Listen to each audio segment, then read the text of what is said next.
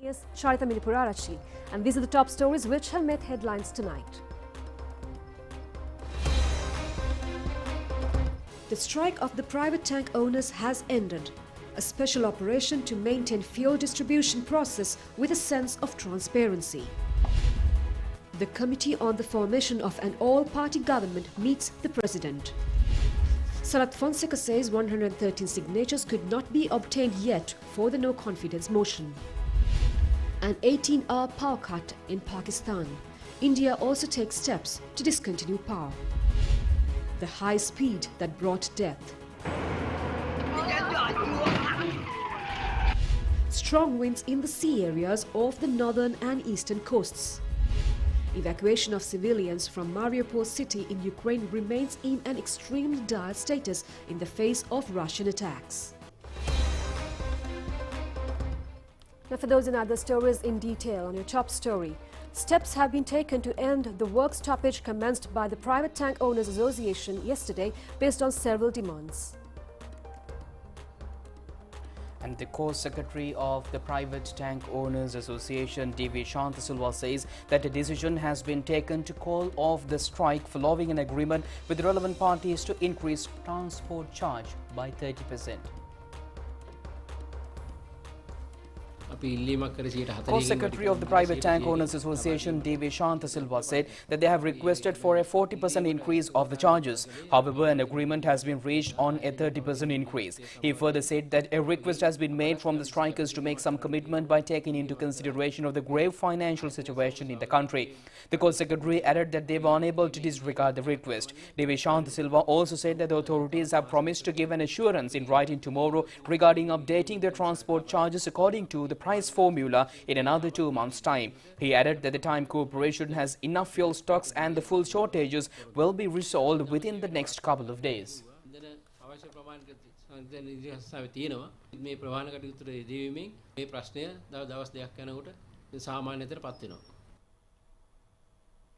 Minister Kanchana Wijesekara says the country has enough fuel stocks until receipt of further oil shipments. He reiterates that measures are underway for a continuous supply of service to the general public. Adequate quantities of auto diesel, super diesel, octane 92 petrol, kerosene oil and aircraft fuel exist. A ship carrying octane 92 and 95 and crude oil is anchored in the sea beyond the island's maritime boundary. Unloading of diesel from a ship commenced last Friday is continuing. The Ceylon Electricity Board has been provided with necessary fuel stocks for daily and vehicle operations. The minister adds that it would be possible to supply fuel without a shortage later on. It has also been pointed out that obstructions have been caused on banking activities in the past few days due to the government holidays. Banking services is scheduled to resume as usual day after tomorrow. මේ ආයතනයේ තියෙන ටැංකි රථ බහුසර ප්‍රමාණය වැඩි දියුණු කර ගැනීම සඳහා කටයුතු කරන්න කියලා. ඒ නිසා අපි ඒ සඳහා අවධානය යොමු වෙලා තියෙනවා. Minister Kanchana Wijesekara said that at present only 20% of fuel is being transported by trains. Efforts are underway to increase the train transport to 50 or 60%. The minister further said that the government has made investments in this regard during the past 2 years. He added that construction of new railway tracks at the Colonaro terminal at a cost of 20 billion rupees and other measures to increase fuel capacities has taken place. The Minister of Transport is extending fullest support in this program. The minister also said that trade unions in this institution have continuously requested to upgrade the containers of tanks. Only some filling stations have their own bowsers. He has requested filling stations in and out of not to come to Colombo to get fuel requirements but to contact regional depots for their supplies. Special operations are underway to maintain fuel distribution process in a state of transparency. Minister Kanchana Wijesekara said that they have given instructions today to all filling stations to provide them a report on the standards of fuel. Random tests are to be taken in this connection. There is no room to alter the qualities of fuel stocks upon reaching the storages. However, there have been complaints of mixing kerosene oil and diesel in order to receive undue profits. The minister has requested the relevant groups to inform of such activities to the ministry.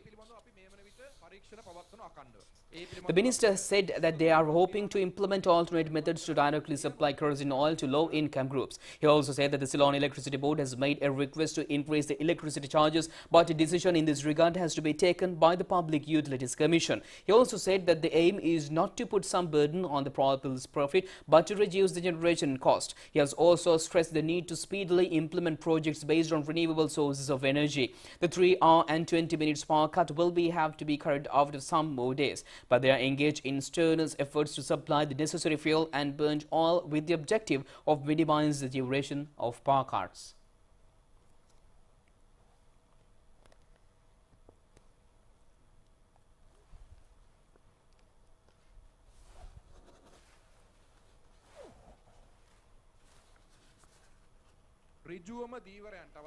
Meanwhile, our correspondent says that private bouncers are arriving at Kolonnawa terminal of the Ceylon Petroleum Corporation to receive fuel supplies. The Public Utilities Commission says that there will be no power cuts tomorrow in the view of the Ramazan day. A 3-hour and 20 minutes power cut is scheduled to be implemented on the 4th of this month.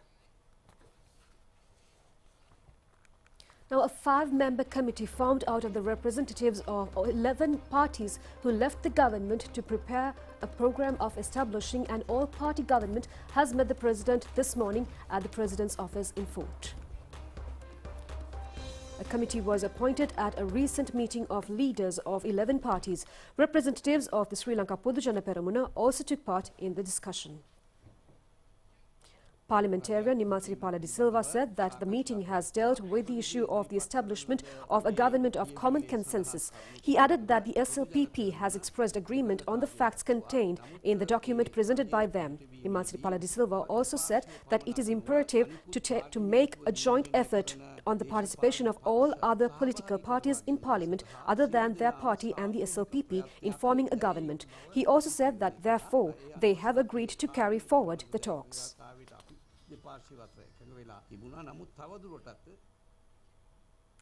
And meanwhile, a clash has taken place between parliamentarian Sarath Fonseca and Harin Fernando at yesterday's May Day rally of the Samagi Janabalawege. Media have published numerous scenes of the confrontation. May Day rally of this JB was conducted at the Independence Square in Colombo. All activities pertaining to organising of the event, including the preparation of agenda, were carried out by the parliamentarian Harin Fernando.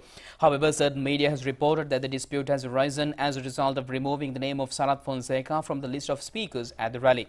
Some of the media have reported that the clash has been an outcome of Sarath Fonseca requesting to address the rally. Prior to the opposition leader Sajid Premadasa, media has also reported that Sarath Fonseca, infuriated by the incident, has dragged the clothes of Harin Fernando. Opposition leader Sajid Premadasa and several MPs have mediated to defuse the tension. Harin Fernando, after addressing the gathering, has made a statement with emotion.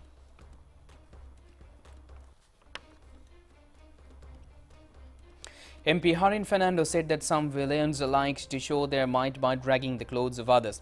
He added that, however, they are not afraid of all hacks and they would not have come out of if they are afraid of such individuals.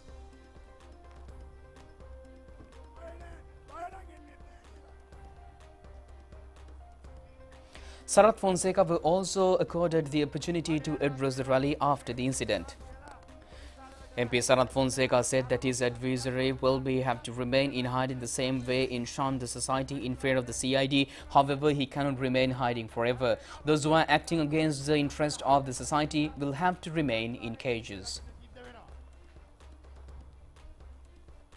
Field Marshal Sarath Fonseca has expressed opinion to the media on yesterday's incident today. Meanwhile, opinions have also been expressed regarding the no-confidence motion scheduled to be brought to the Samagi Janabalawege. MP Sarath Fonseca also said that certain groups have ganged together to carry forward their name and images and they have no against such moves. He has also said that the persons they are referred to has acted in the most uncivilized manner, uttering obscene words. He has behaved normally. He could have responded in a dignified manner. He further said that they have no problem regarding Harin Fernando coming to Gampaha. He has questioned as to why he quit Badulla. Commenting on the no-confidence motion, Sarath Fonseca said that they have still not able to receive the required number of signatures. If their efforts become successful, they would be able to form a temporary government. He also said that none of them have taken a firm decision regarding the state of country even after winning a no-confidence motion.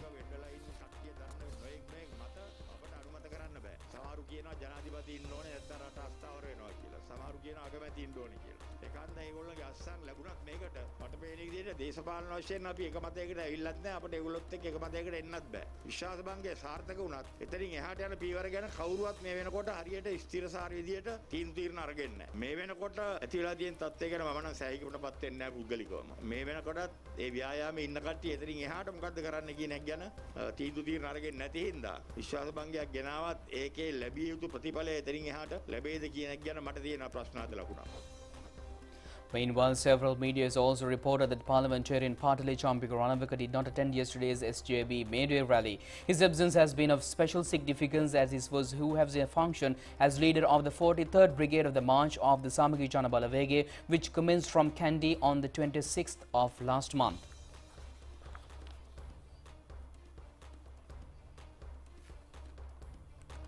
And meanwhile, Minister Prasanna Ranatunga says solutions could not be found to the economic problems of the country through agitations.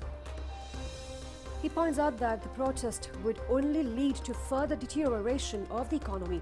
The minister has made a statement to the media regarding the present situation in the country. The minister has further reiterated that any program to change the government should have to be carried out according to the constitution. Engaging in agitations and violent acts demanding the president or the government headed by the prime minister to resign is not an appropriate solution to the problem. Minister Ranatunga also said that in order to overcome the economic crisis, the tourism industry should be further strengthened. He further said that tourists would arrive in the country only if peace and security prevailed in the country.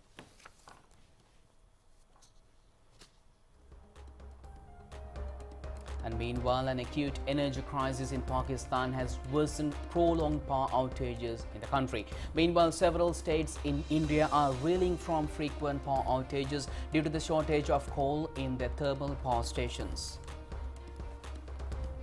Several parts of Pakistan witnessed extreme power cuts for long durations, disrupting daily life and businesses. While urban centres experienced load shedding, up to 6 to 10 hours, rural regions fell prey to power outages lasting approximately 18 hours a day. Shortages of fuel and gas accompanied by a drop in power generation by thermal power owing to the imbalance in demand and supply has led to the prevailing crisis. Reports have indicated that small business owners are struggling to continue workers in the face of soaring temperatures. Amid the scorching heat, India is facing an immense shortage of the coal. Most of India's power consumption is coal-based. The key states facing the issue of coal shortages are Delhi, Punjab and Uttar Pradesh, among others. Peak power demand hit an all-time high last week, while coal stocks were critically low at 86 power plants. Power shortages is at a worst in more than 6 years, with 2 out of the 3 households in the country facing the power outages.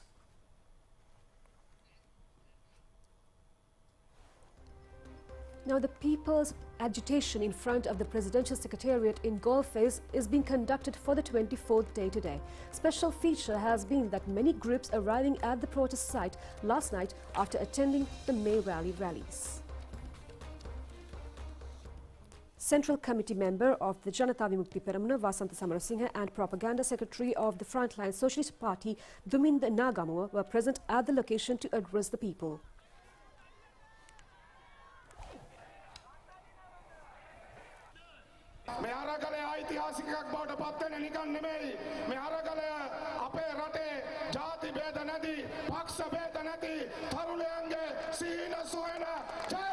Central Committee member of the JVP, Vasanta Samarasinghe, said that the Golface struggle is a historic struggle as its youth participants are motivated towards victory disregarding all differences, including race and party.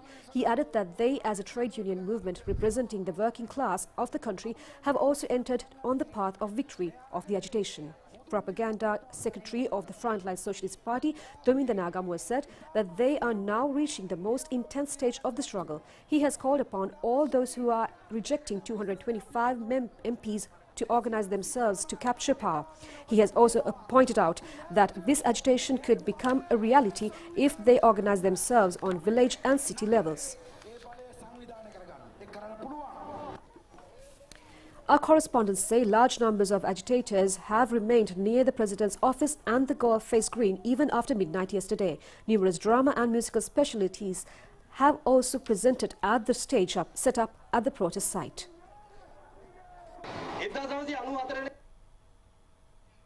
A somewhat restless situation has cropped up in front of the President's office this afternoon when a lorry of the police riot control unit entered the Golfes Road.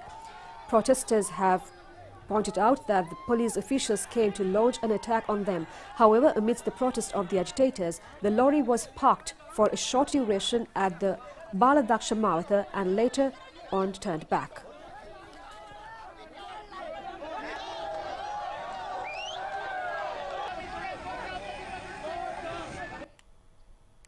Meanwhile, a motorcyclist was killed in a road accident in Kanadulla in Kuliapitia last evening. The motorcycle travelling towards Kuliapitia from Madampe has clashed with the defense vehicle which has come in the opposite direction. A passenger in the defender vehicle has affirmed via a mobile phone how a vehicle was moving in an extraordinary speed just prior to the occurrence of the accident. This is how the video clip has recorded the collision. The motorcycle rider who was seriously injured in the incident has died when he was admitted to the Kuliapitia hospital. The victim is a 39-year-old resident in Kanadulla, Kuliapitia.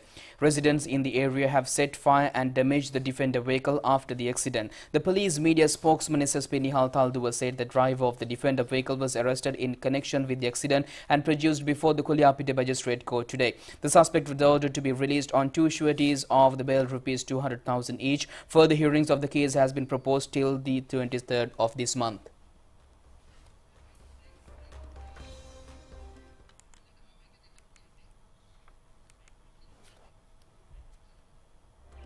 And meanwhile, 16 persons who were engaged in a commemoration on behalf of a gang called Ava have been arrested in Omante, Pulyankulama in Vaunia yesterday. A raid in this connection has been carried out by a group of Special Task Force officers in Pulyankulama based on information received. The group has identified their meeting as the first Vaunia district commemoration. According to the reports, there were 40 persons at the location at the time of the raid, but most of them have fled. The police have also apprehended several banners with racist slogans at the scene. Suspects were brought before the Vaunia magistrate courts today.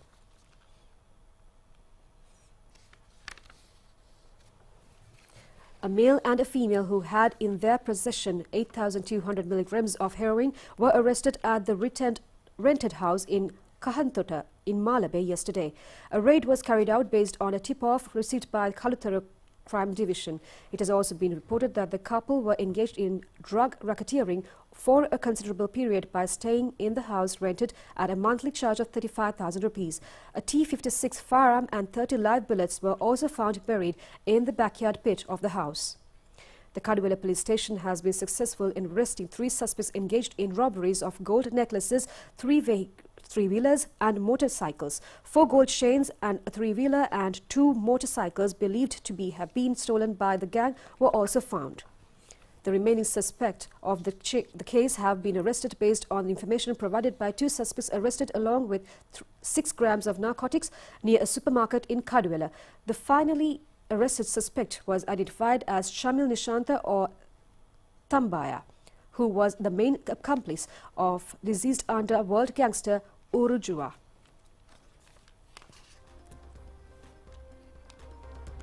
And the Department of Meteorology forecasts that wind speeds in the sea areas of the northern and eastern coastal areas would increase up to 60 kilometers per hour. As a result of the sea areas would turn rough and thunder showers could be expected. It is also anticipated that the prevailing rainy weather conditions in the western and southern provinces would also escalate. Wind speeds in the provinces of northern, north central, western and south may also increase up to 40 kilometers per hour. Intermittent showers or thunder showers may prevail in the western, Sambaragamu, southern and central provinces. Certain locations in the western and southern provinces may receive heavy showers exceeding 100 millimeters. The Met Department reports add that showers or thunder showers would also become visible in the Uva province and in the Batticaloa and Ampara districts, especially during the evenings.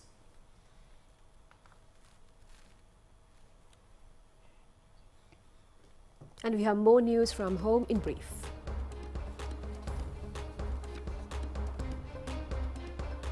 Health Minister Professor Chandrajaya Sumana has revoked the Gazette notification prohibiting the entrance to public places of those who have not been subjected to full vaccination with effect of April 30th of this year. Sitavaka River Bank Conservation Project has got underway from Dehi Ovita yesterday. The program has been named as the Kumbuk Shade, which relieves travelling travails. Under the program, 400 kumbuk plants are to be planted along the Sitavaka River. A walk has also been conducted yesterday to educate the masses in this connection. The project has been organised by the Wildlife Rangers Office in Dehi Ovita. Survey report on paddy harvest compiled by the Ministry of Agriculture in the North Central Province was unveiled recently. It was officially handed over to the Secondary Chief Sanganayaka of the Northern and Central Disava Venerable Mahaman Kadlalava Sri Piyaratna Thera. Officials of the North Central Province Agriculture Ministry have attended. One person has sustained minor injuries in a fire that has erupted in the liquor sales centre in Badula town this morning. It is believed that a fire has taken place due to an electricity leakage. Several bottles of alcohol were destroyed in the fire.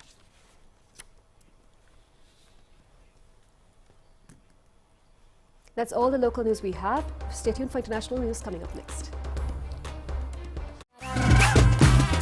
Prima Kotumi, Pantamay.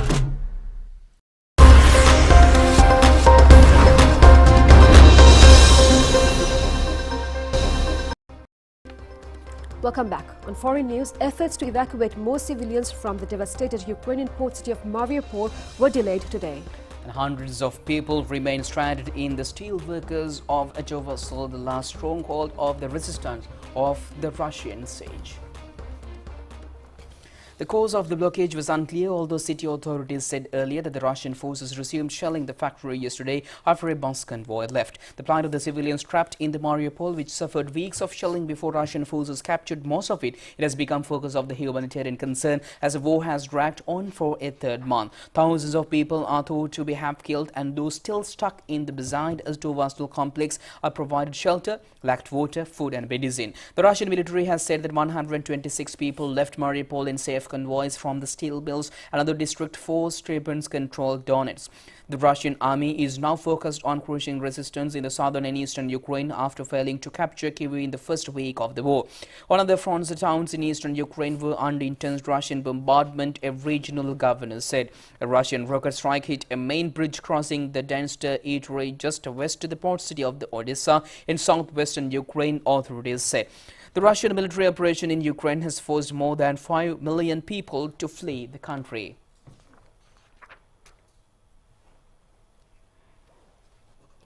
But thousands of residents of northern New Mexico villages have evacuated as fierce winds drove the largest active United States wildfire towards their drought-parched mountain valley.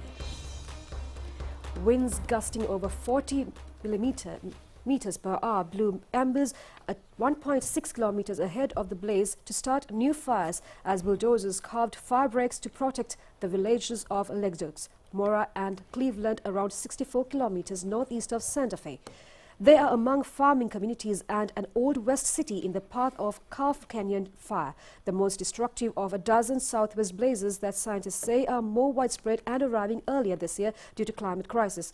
32 kilometers to the south at the other end of 104,000-acre megafire, some residents of Las Vegas, New Mexico, were told to prepare for evacuation as winds drove the fire within 8 kilometers of homes near Eastern Highway.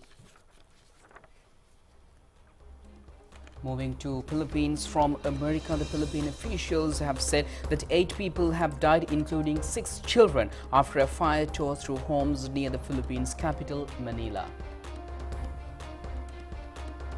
The blaze, which started today, destroyed 80 homes. It started on the second floor of a house in a crowded settlement inside the sprawling campus of the University of the Philippines in Quezon City. The cause of the blaze is unknown. Senior fire officer Greg told foreign media that it took nearly 2 hours to extinguish the blaze. He further said that 6 of those who died were children, but no further details of their ages were released. Now, a study has revealed that climate change may cause future pandemics. At least 15,000 new species-to-species viral transmissions could take place over the next 50 years as global warming drives wild animals to migrate towards human territory. Researchers warned that these animals could spread diseases like SARS, Ebola or Zika to humans, with Africa and Asia most at risk. The study published in the Nature journal predicts that a rise in global temperatures of even less than 2 degrees Celsius will shift the habitats of some wild animals closer to those of people, potentially introducing humans to tens of thousands of viruses currently restricted to the wild. The study rests on several assumptions. The world will continue getting hotter, the animals will migrate as predicted, and that the pathogens they carry will find a way to infect humans.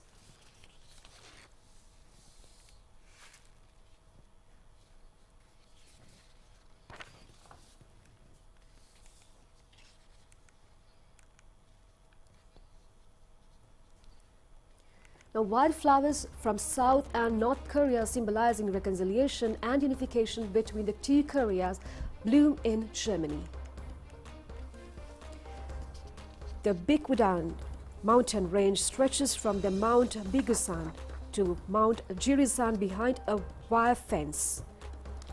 Antitodera dirgia, in a wildflower growing on Mountain Bikusan, some 40 species of wildflowers from South and North Korea were planted on these structures representing Korean mountains.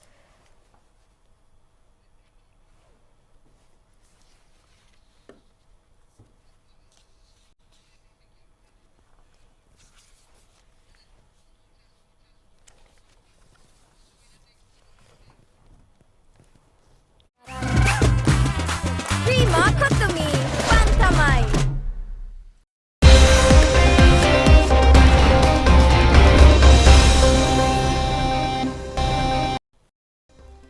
Now on sports news, the Lucknow Super Giants and the Chennai Super Kings teams have emerged victorious in IPL matches played in Mumbai and Pune respectively yesterday. The Lucknow beat the Delhi Capitals team by 7 wickets. The winning team has scored 195 runs for the loss of 3 wickets at the end of 20 overs. KL Rahul has scored 77 runs facing 51 balls, hitting 4 boundaries and 5 sixes. Shardul Thakur has bowled excellently to capture 3 wickets for 40 runs. The Delhi team in return was able to score only 189 runs for the loss of 7 wickets. Excellent.